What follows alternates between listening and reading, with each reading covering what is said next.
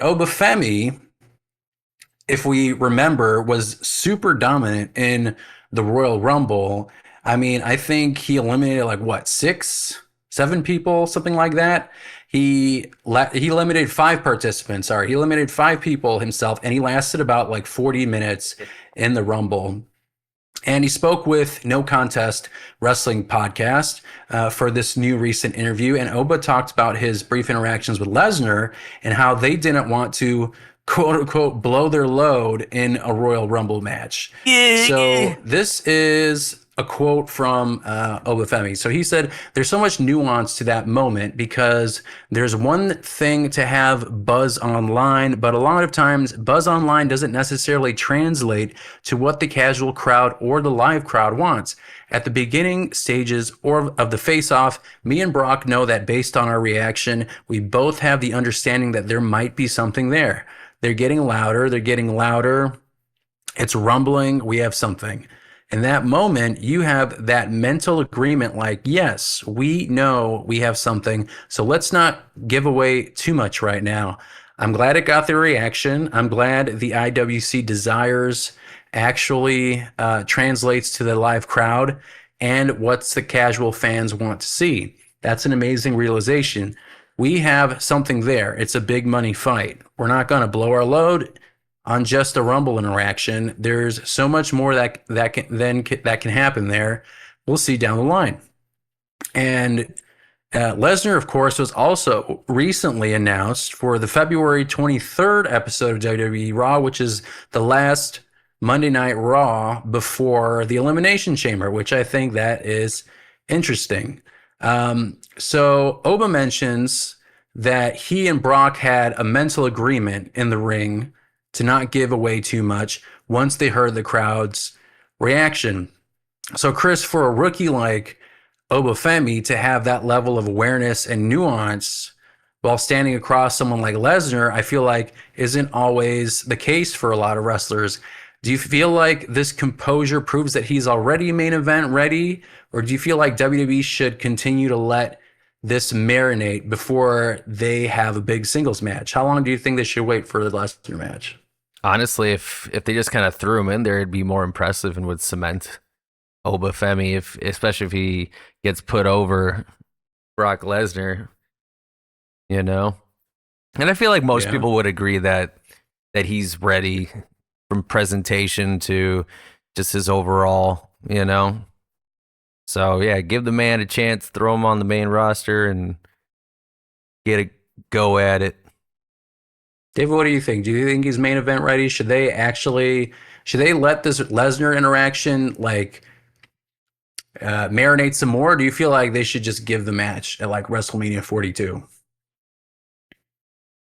I think they would have to do the next couple weeks right if it were gonna be a Mania. I could see it like a SummerSlam thing. I definitely see it to where he has like a Brock's first year where he Mhm. just wins everything. Yeah. I honestly like in terms of Oba Femi's like presence and I don't know, there is like people say the X factor and it really is difficult to really pinpoint what makes him a star. I mean, I think visually like just a big giant ass dude. I mean, the walk, the music, like people automatically like assign that Goldberg type chant to Obafemi, like when he's coming out, the way he carries himself, that he called it the pizza toss when he tosses the guy up in the air. And I don't know how the hell they get that high, but I mean, just pure like domination and just pure like main event energy emanating from Obafemi. So like for me, I think I kind of agree with Chris where I feel like they could probably just throw him in a Brock Lesnar match and that might all just like really establish that he is the guy that you don't want to mess with. You know, they're already planting those seeds where he won a title and then they make him not lose anybody. They just make him vacate the belt and then move him to the main roster, and there hasn't been a solid answer as to which show he's going to be on. But I think having a match with Brock Lesnar at WrestleMania, I don't think it's too soon. I think it's just about right. So I would also agree that they could put that match together and really solidify Oba Femi's rise, especially because it sounds like Lesnar is retiring pretty soon, if not this year, probably next year. So it only makes sense for him to have the match sooner than later. And of course, they talked about, like, jokingly, Brock's history of stopping the momentum of black superstars. They brought up like Big E and Kofi Kingston, and Oba Femi jokingly pointed out that the only superstar or black superstar that Brock couldn't stop was Raheem or Cody Rhodes. So he made that joke about being the one black wrestler that Cody Rhodes didn't, or that Brock Lesnar didn't stop, which I thought was pretty funny. So he made that comment, but I feel like that comment also kind of sets up that feud where he could be the one to avenge those losses. I think, like, for Oba Femi, that passing of the torch moment and just proving himself, if he has to beat Brock Lesnar. I feel like that should be the finish, and I don't see any other way around it than just making him win that match. And I don't think Lesnar cares as long as he gets paid a big paycheck. So Oba Femi entered the Rumble as a free agent, and he is and basically a two-time NXT champion. And reports recently suggest that now he'll be, of course, a regular on Raw or SmackDown, then kind of floating between the brands because they've been kind of doing a temperature check on him in terms of where I think he lands the best. I think he shows up on both, and then they'll decide which one he lands on. But Chris, if you were the booker, which brand do you think is a better fit for Oba Femi? Would you rather see him on Raw or SmackDown? To maybe, I mean, Roman Reigns, I feel like, is also kind of bouncing around, but he's technically a SmackDown superstar. Who would you put Lesnar, or who would you put Oba Femi on? Freaking SmackDown. Here comes the pain, baby. Let's go. Writes itself. I mean, I guess Lesnar shows up. I guess he's technically a Raw superstar, but he also did show up on SmackDown. Yeah. So, like, he literally F5'd Cena on his last SmackDown. So I feel like that isn't, like, it's not required to be on one show or the other to face Lesnar. But David, who would you rather, which show would you rather him be on? Just like for the week to week interactions and matches, which one would you rather him be on? I'd rather see him also on SmackDown. I think him versus Drew makes sense already because of what happened. There's always him and Cody. There's I mean, if he had to mess around with the United States title for a while, I think he'd fit in with like Dragunov or Mello. I agree. And he feels more of like I don't think he should be a heel, but definitely kind of like a tweener, like Goldberg He should style. just be a destroyer. Just a destroyer. They call him the ruler. Just have him just destroy people, and people want to see him. And I mean, they will likely almost all be heels, with the exception of like maybe like when he wrestled Cody Rhodes, just like don't get in my way type of stuff, you know. Yeah. So I do think SmackDown. I feel like SmackDown probably needs more of the star power right now. I mean, they have Cody Rhodes, they have Drew, but I feel like they need a guy like that to really pick it up. And the women's division also needs some more people on the SmackDown side. So I think they need more injections of creativity in there. So I agree with that. And yeah, the performance that he had in the Royal Rumble, I mean, it was phenomenal. And you know, just having him be in there that long, and I don't know if he broke the record, but he was pretty damn close to the amount of eliminations that he did.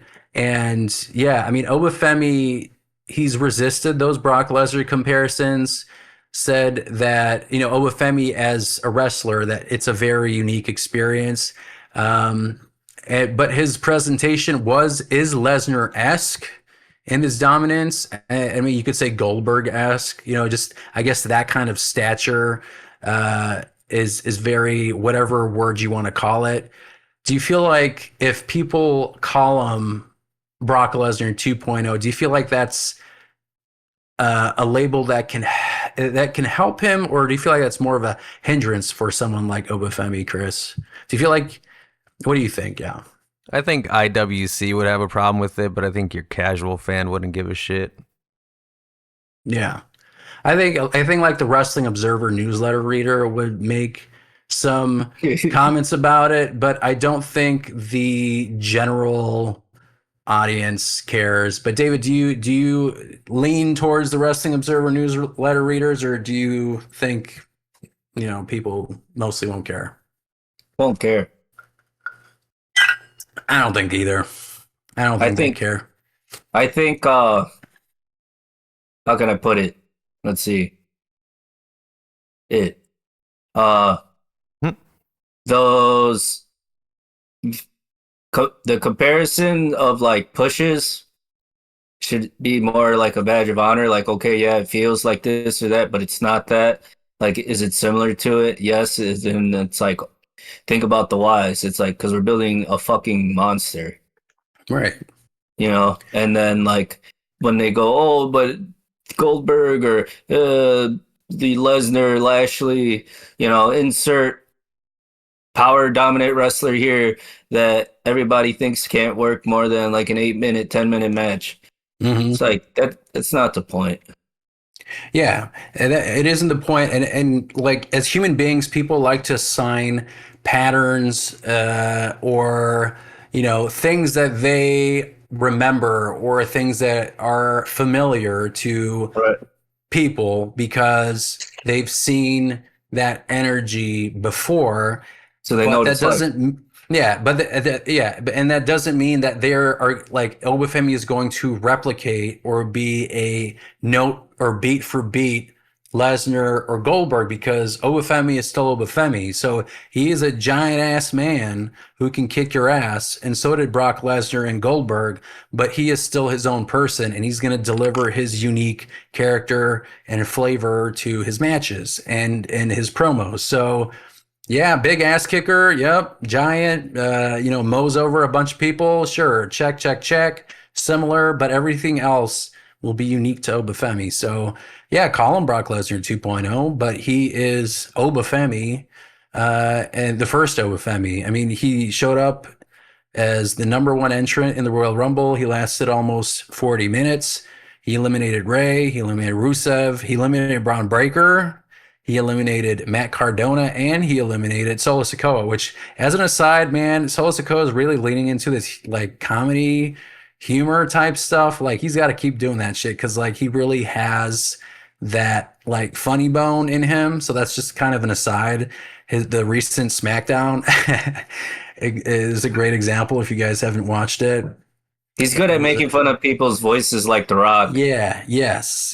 He really does have a skill in that. So if you guys haven't seen his interactions this past week, I think it was like leading up to that 10-man tag match that they had on SmackDown, just really great. But yeah, I mean, Oba Femi, he's got a bright future. God forbid he doesn't get like injured or derailed. I think there's an opportunity now. Like if we said SmackDown, but Braun Breaker got injured and we don't know how long he's going to be out for with this supposed hernia. I mean, like that whole Seth Rollins story about him being injured and that being not real. Like who knows at this point what is an injury and what isn't. Story, but that's kind of what makes it fun. So barring any injuries, I think he's going to have a really great year this year, and maybe even in the Elimination Chamber, which I think is a great segment and segue into our